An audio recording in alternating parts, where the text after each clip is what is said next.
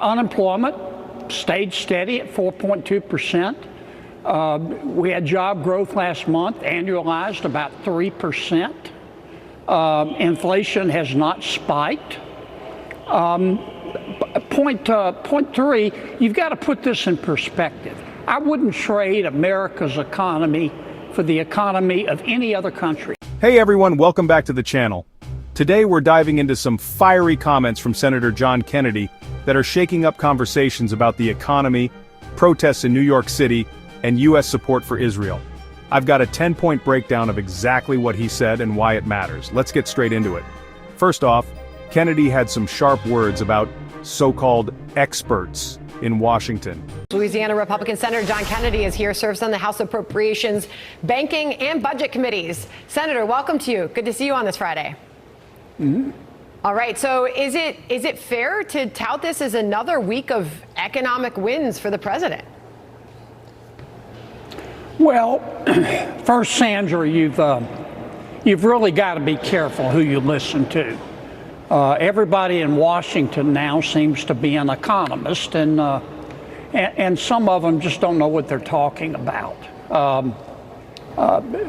Taking their advice is like taking the advice of a nun about sex, and a lot of them are trying to score political points. Let me try to be as objective as I can. It wasn't a good jobs number. It wasn't. The job market is softening. Our business people are creating fewer jobs. But on the other hand, unemployment stayed steady at 4.2%. We had job growth last month, annualized about 3%. Inflation has not spiked. Point three, you've got to put this in perspective. I wouldn't trade America's economy for the economy of any other country. Certainly not Europe, not China, certainly not Canada. Put things in perspective. A year and a half, 2 years ago, we had 9% inflation. Now we're down to, depending on whose numbers you believe, 2.5% to 3%. I thought that to get inflation down from 9 to 2 to 3, we'd have to see unemployment at about 7 to 9%, and we haven't. We've had a soft landing, and notwithstanding the jobs report, the economy's still doing pretty good. President Trump deserves credit for that. I think Congress deserves some credit because we passed the reconciliation bill, which hadn't even taken effect yet, the one big beautiful bill. But I think the Federal Reserve deserves a lot of credit for that, for getting interest rates down and having a soft landing. The final point I would make, tariffs, we're still in unknown territory on tariffs. And I think most businesses are waiting to see the dust settle and where we end up before they make any major investment decisions. And that's holding our economy back a tad. But so far, the tariffs, we haven't seen any real ill effects. We haven't seen inflation.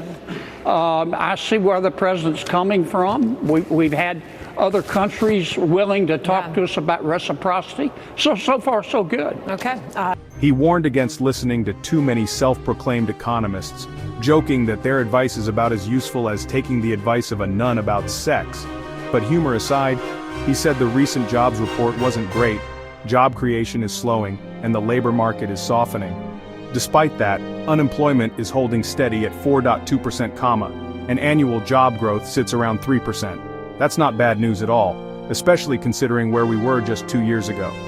Kennedy pointed out that inflation has dropped from a painful 9% down to around 2.5 to 3%.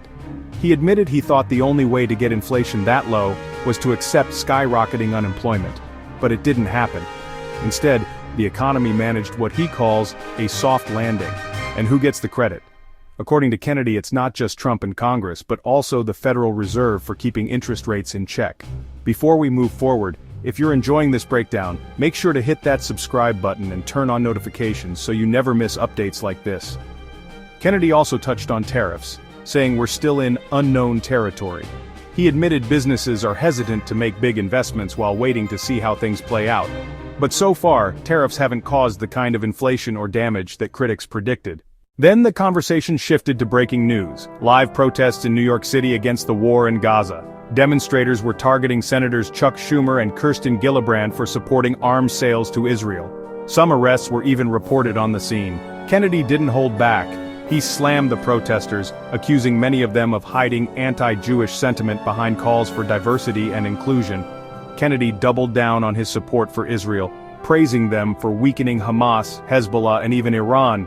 He argued that Israel has made the Middle East a safer place and called out Democrats for not standing firmly with Israel.